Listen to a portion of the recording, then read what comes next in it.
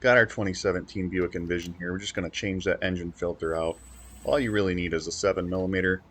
Go ahead and loosen up the clamp on the intake tube. Peel that off and get it out of the way. And on each corner of the box, you're just going to have a 7mm screw, or you can use a Phillips head screwdriver.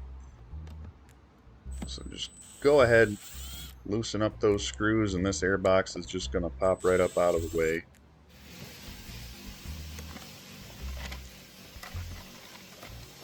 Then we're going to go ahead and remove that old air filter, get that gone, and then notice when we put the new air filter in, the filter itself has, well, a little nub on it, and it's going to sit right inside of this indent.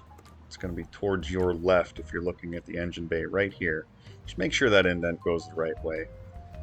Once you get that secured, pop the air box back on, make sure it fits nice and snug. And then just tighten those 4 screws back down. Make sure you don't over torque them. These are steel screws going into a plastic housing, so just get them snug.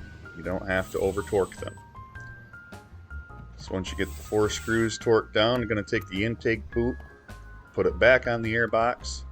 Same thing, just snug that clamp up. Don't over tighten it.